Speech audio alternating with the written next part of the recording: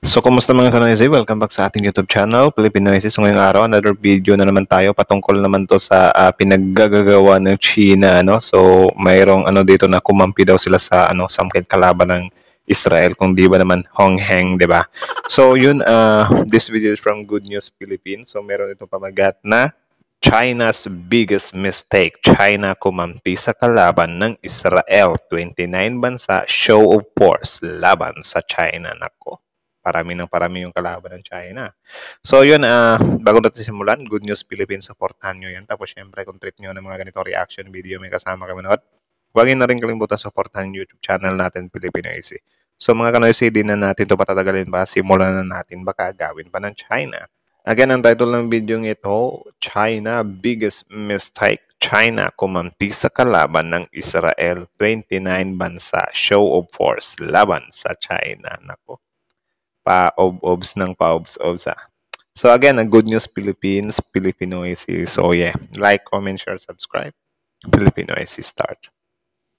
Ayan, breaking news. Isang oil drilling rig na kita sa Tawi-Tawi. Monitoring station ng Pilipinas sa Tawi-Tawi ipinagbigay alam agad sa Naval Forces Western Mindanao ang kanilang nadiskubre. Ano kayang ginagawa ng drilling rig na ito sa katubigan ng Pilipinas? Alam mo, China, kinalaban ang Israel. Isang maling hakbang ang ginawa ng China na siguradong pagsisisihan nito. Balang araw, Hamas at Fatah nasa China upang lumagda ng isang kasunduan. Isang pagpapakita na takot ang China sa mga terorista sa panig ng Hamas. Ginagawa nito ang lahat upang magtago sa likod ng China. Ang dating nagtatapat. Grabe. Totoo ba yan?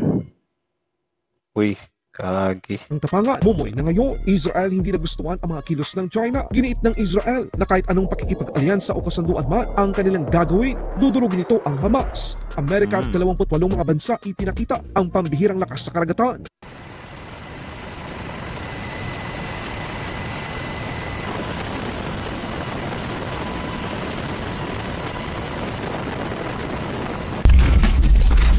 Ilan sa mga kababayan natin ang nabahala nang makita ang isang oil drilling rig sa pinakadulong bahagi ng Pilipinas sa Tawi-Tawi. Akala ng iba, meron ng itinayong oil drilling rig sa mismong katubigan ng Pilipinas. Pero matapos ito, kinabahan pala sila. makita ng monitoring station ng bansa sa Tawi-Tawi, agad naman itong ipinagbigay alam sa Naval Forces Western Mindanao. Ang Naval Forces Western Mindanao sa pamamagitan ng Joint Task Force Poseidon ay naglunsad ito ang BRP Jose Loor Sr. upang alamin ang paglitaw ng oil drilling rig sa katubigan ng Pilipinas. Sinabi ng Naval Forces Western Mindanao noong ika-23 ng Hulyo taong kasalukuyan na ito ay isang Liberian flag oil drilling rig SSV Catarina. Agad namang in-escort ng BRP Jose Loor Sr. ang SV Catarina.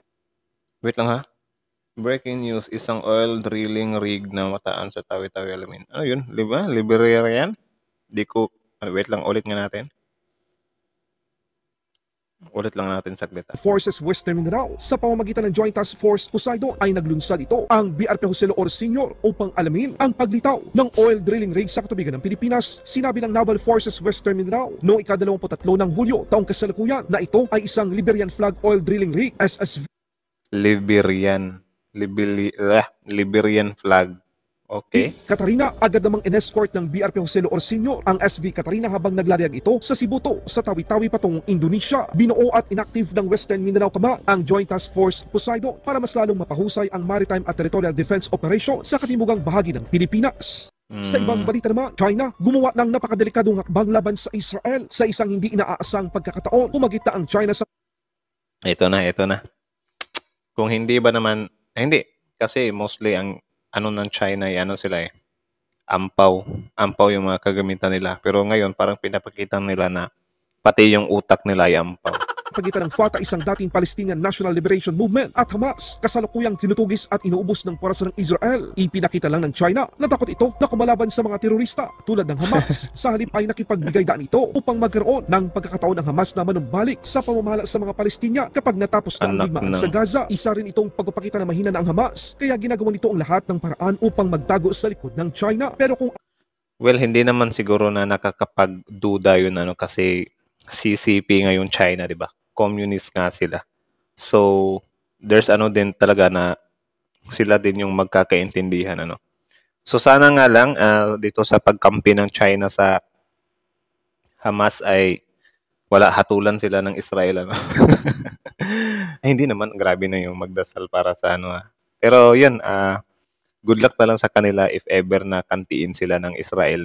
So, yan, mga action din naman nila yan, so they will face the consequences, you know. Akala ng Hamas na sa paraang ito ay malalampasan at maiwasan nila na mabura sa mundo. Nagkakamali sila. Duda ang Israel sa kasunduang ito sapagkat ang Fatah at Hamas ay matagal nang magkaribal. Ayon sa Foreign Naku. Minister ng Israel, ang pamamahala ng Hamas ay kanilang dudurugin. Ang ginagawang pakipag-alib ng Fatah at ang pagtanggap ng China sa Hamas sa kanilang bansa ay isang malaking pagkakamali. Huwag magkakamali ang Naku. China, mga kabayan, dahil iba ang Israel. Hindi ito tulad ng ibang bansa na kayang pumigil sa kanila.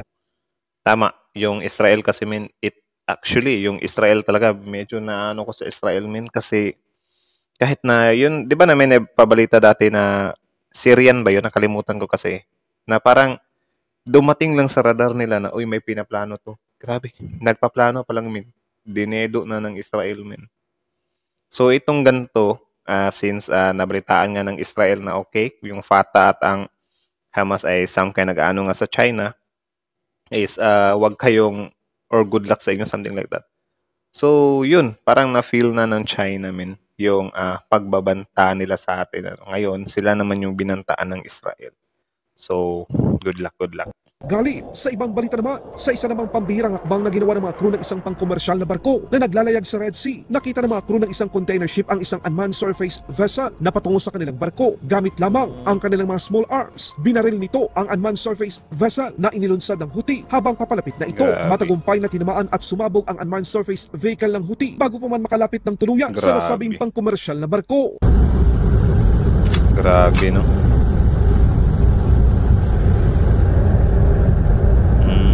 Nag-attempt pa pala.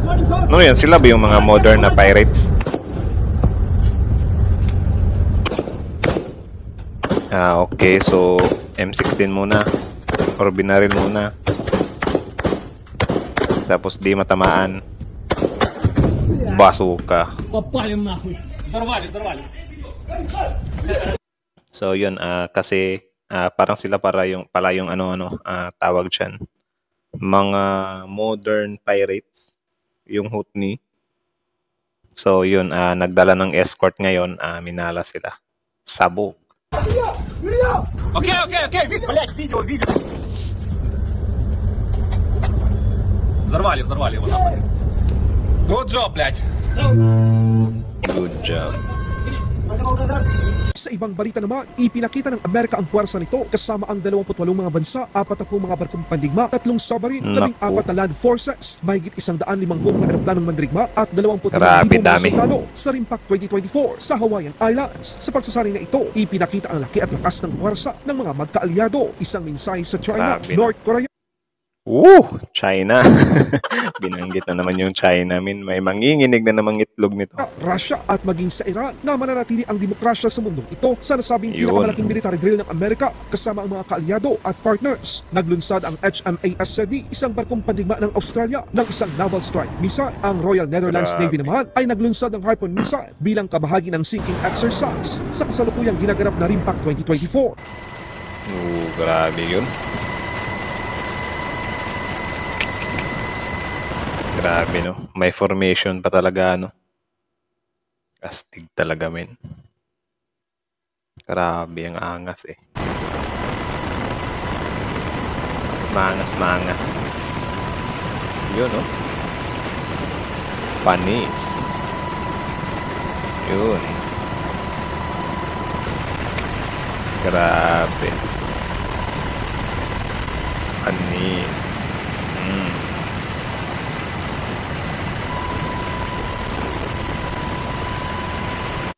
Mas lalong may stress ang China nito ngayon.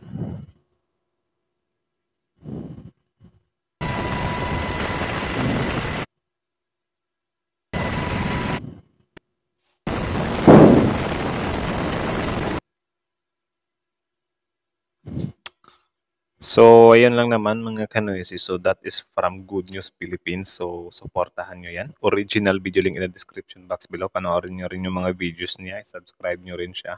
Tapos yun, bago nyo iwan yung channel natin, huwag nyo na rin kalimutang supportahan yung YouTube channel natin, Filipino IC. So, like, comment, share, subscribe din, So, kita nyo naman yun. Grabe yun. Big mistake para sa China talaga yan. Actually, bakit pa tayo mababahala, nileleche din naman tayo ng bansang yan. So yun, siya na lang talaga bahala mag-face ng consequences sa pag-ano niya sa Fatah at sa Hamas kasi siyempre known talaga yan men or proven na talaga yung Israel na kahit sino talagang babangga sa kanila men. Wala silang pakimin eh. 'Di ba? 'Di ba yung correct me if I'm wrong na lang, 'di ba after nung ginawa nung Hamas, may time doon na parang gusto na nilang mag-concede ba 'yon?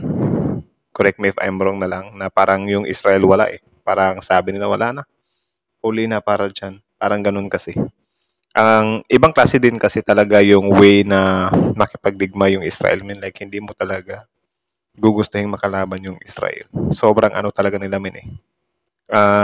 Matalino. At the same time, parang nakakakilabot sila. Kasi yun nga, kapag sinimulan mo isang bagay, hindi pwedeng matapos yan ng peace talk or whatsoever.